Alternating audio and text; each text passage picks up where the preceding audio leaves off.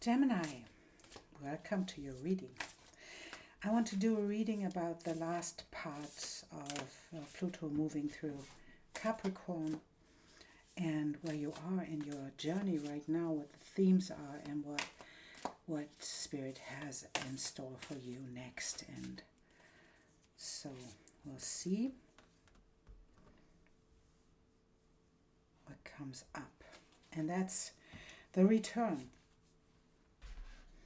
Own your mastery. And I will read it to you so that we find the path into your reading, what it's about. It's no longer just about you, but about all who will benefit from your story. In your mind's eye, imagine you are delivering a passionate graduation speech to a sea of eager students who are hanging on your every word. You stand at the podium, confidently sharing your story, reflecting upon your hero's journey. You reminisce about lessons and blessings learned and earned along the way. Your words become seeds planted in fertile soil in the minds and hearts of all those who are destined to be changed by your wisdom.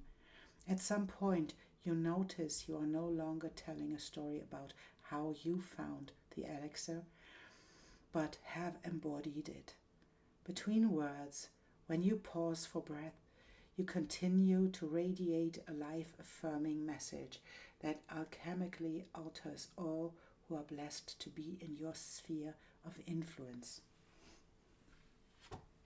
That's an important part of your journey, Gemini, that you return and own your own mastery. You own your story and you own your own emotions. That's how it seems.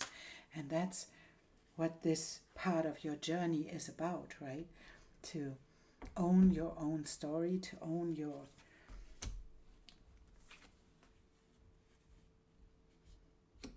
and we have the lily and the mice, and that's finding the harmony, and the mouse is often about your own value and your self-worth that you have in your life, and the lily is about family. So I guess that in your family you didn't get the validation that you needed to grow up in a healthy way, so that you learned a lot about being not as valuable, being not as resourceful, being not as worth than other people. And that's not the truth. And you learned this on your path. You learned the hard way to embody the things that you wanted to embody in this lifetime. And you progressed along the way. A big time. You progressed so much. You learned your way into honoring yourself, and that's a beautiful thing to do, overcoming the old patterns in your life by embodying yourself on your journey, and to allow yourself to own all the emotions that come with it. Often we do things when we experience lack in our families and not being valued as much as we want. We put this and project this on other people, and we project it on our parents and on the outer world that did this to us. And you learned that this is not the truth, that this is not what it's about. It's about owning your own emotions and owning your mastery, that you came up with the solution for this problem you had. And you came up with a solution where you owned your own energy and where you came to the place where you are incorruptible. That's lovely, because that's where you are at right now. You are the alchemist right now. And being in this place where you can allow your instinct to come forth and to be in the place where you create from this place of alchemy, you create something new. That's beautiful, because that's where this return comes in, where you can allow yourself to show other people parts of your journey, how you dealt with your emotions, how you dealt with these outcomes that are hard to deal with, right?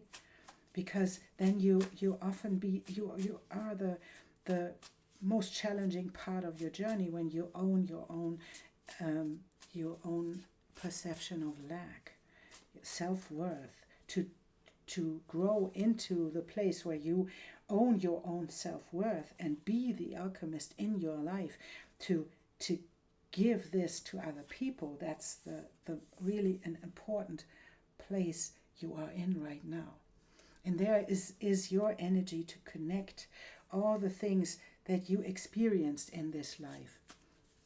You experienced this to stand on the ground and to be connected to the higher realms as well, to be connected to the manifestation that comes with it, with owning your emotions and owning the parts of our lives that are really difficult to deal with.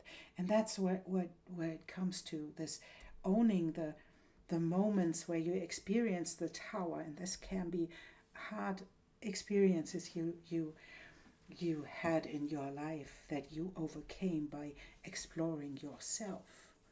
That's beautiful, because you owned your own history, you owned your emotions and mastered to move through and beyond the things and moved into your own self-worth, connecting the material world with the emotional world, and owned it by being the Taurus, right? Being the cultivated in this embodiment of this journey. And you had a big progression in your life. And I would be curious where your progressed ascendant is right now. And this is amazing, because you are this embodiment moving towards a new adventure, with this owning your own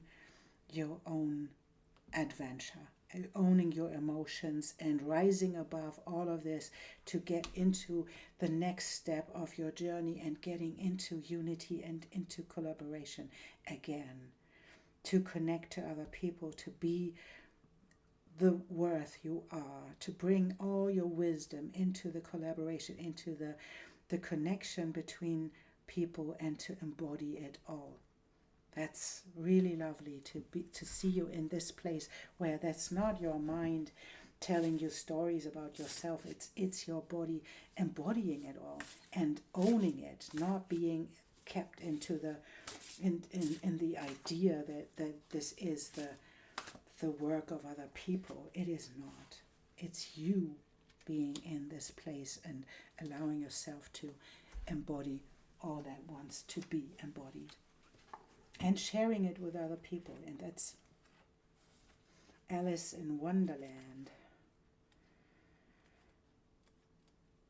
And I'll read it to you.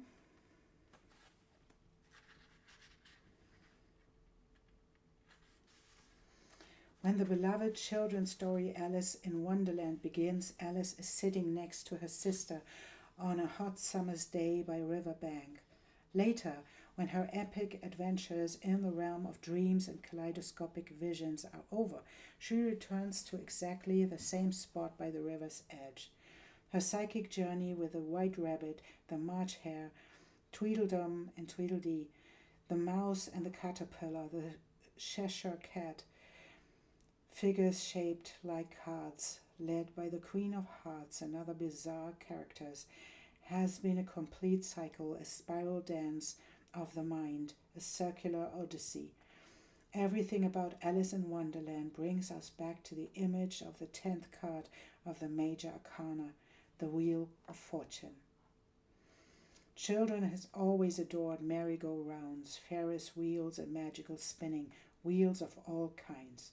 The ancient Wheel of Fortune is a symbol of numerous experiences, ups and downs of a lifetime, the wheel of many lives, the spiritual reality of reincarnation coming after the Hermit card. This signifies humanitarian service and illumination to the world. The Wheel of Fortune suggests the need to prepare oneself for a future incarnation and the greater spiritual life ahead. And when this card appears in your reading, see your life from a higher perspective. Explore the realm of dreams and visions that are expanding your awareness at this time. Good fortune may be just around the corner. Anticipate turning of the Wheel of Fortune in your favor. Be the eternal optimist. Know that the power of prosperity consciousness is your ace in the hole. Take advantage of golden opportunities come your way. Good luck is on your side. And that's what I meant, the new master, the things you experienced, you bring them to the table, you own them, and then you step into the next area of your life where you can share them and where you can be the adventurer and where you can allow other people to participate in this journey of yours. Gemini, beautiful cycle ahead. That's really lovely. Thank you for being here, for listening, for liking, for subscribing, for helping the channel to grow. I am grateful for you to be here. Thank you. And I see you soon.